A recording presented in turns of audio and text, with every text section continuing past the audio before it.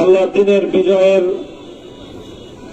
ঝান্ডা এবং কেতন উড্ডীন করার প্রত্যয় ব্যক্ত করার অপরাধে আল্লাহর জমিনে আল্লাহর দ্বীন প্রতিষ্ঠার আন্দোলনের অপরাধে আমরা অনেক ভাই কারারুদ্ধ হয়েছিলাম। পর্যায়ক্রমে সকলেই আলহামদুলিল্লাহ জিন্দানখানার লৌহ প্রাচীর ভেদ করে মুক্ত জীবনে ফিরে এসেছেন। সর্বশেষ আজ আমার বক্তব্যের মধ্য দিয়ে 2021 সালে হেফাজতে ইসলাম বাংলাদেশ এবং এদেশের আলেম সমাজের উপর ইতিহাসের অন্যতম এক গভীর ষড়যন্ত্র এবং চক্রান্ত নির্যাতনের যে স্টিমগুলার পরিচালনা করা হয়েছিল তার আজকে একটি প্রাথমিক অধ্যায়ের পরিসমাপ্তি ঘটল। অন্যায়ভাবে আমাদেরকে কারারুদ্ধ করা হয়েছে, বুলেটের আঘাতে আমাদের ভাইদেরকে হত্যা করা হয়েছে।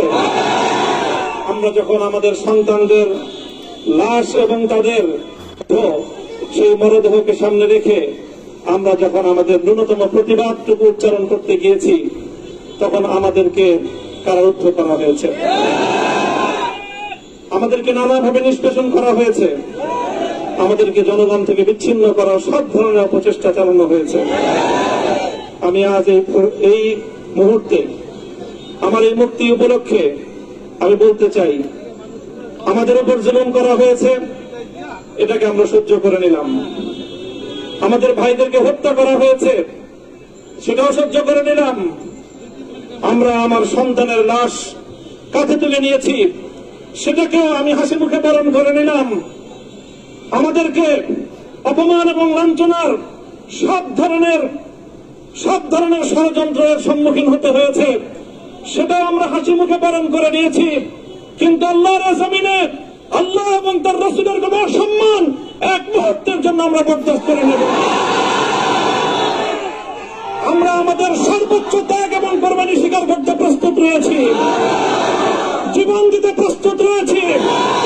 আল্লাহর জমিনে আল্লাহর দ্বীনের ঝান্ডা সমুন্নত করেই আমাদের যাত্রা থামবে ইনশাআল্লাহ।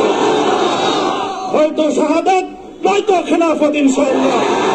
আল্লাহর জমিনে খেলাফত প্রতিষ্ঠার যে আওয়াজ আজ পৃথিবীর দিকে দিকে উচ্চারিত হচ্ছে, সে আওয়াজ বাংলার জমিনে খেলাফতের এই আন্দোলনকে চূড়ান্ত গন্তব্যে পৌঁছাবে ইনশাআল্লাহ। বাংলাদেশের আলেম সমাজ, হেফাজতে ইসলাম বাংলাদেশ সহ বাংলাদেশ খেলাফত মজলিস সহ সকল ভ্রাতৃপ্রতিম সংগঠন, সকল ধর্মপ্রাণ, ইসলামপন্থী বিভিন্ন ছোটখাটো মতভেদ, মতবিরোধ, মত পার্থক্যের ঊর্ধ্বে উঠে যারা ইলাহি কালিমাতুল্লাহর এই এক বাণীতে বিশ্বাসী, আল্লাহর জমিনে আল্লাহর দ্বীন কায়েম করতে চাই, আমাদের তাআলাউ ইলা কালিমাতিন সাওয়াইন বাইনানা ওয়া বাইনাকুম এই এক মন্ত্রে উজ্জীবিত হয়ে আল্লাহর দ্বীনের ঝান্ডা সমুন্নত করবার এই আন্দোলন এবং সংগ্রামে আমি নিজেকে উৎসর্গ করার ঘোষণা করছি। এবং আমার সকল ভাইদেরকে, আমি সকল উলামায়ে কেরামকে এবং ধর্মপ্রাণ মুসলমানদেরকে, ইসলামী নেতৃত্বকে ঐক্যবদ্ধভাবে এই সংগ্রামের ঝান্ডা সমুন্নত করবার, ধারণ করবার আহ্বান জানাচ্ছি। এবং আপনাদের সকলকে আবার শুকরিয়া জ্ঞাপন করছি যে আজকে আপনারা এভাবে আমাকে উৎসাহিত করেছেন, উজ্জীবিত করেছেন। আল্লাহ পাক আপনাদের সকলকে উত্তম বিনিময় দান করুন।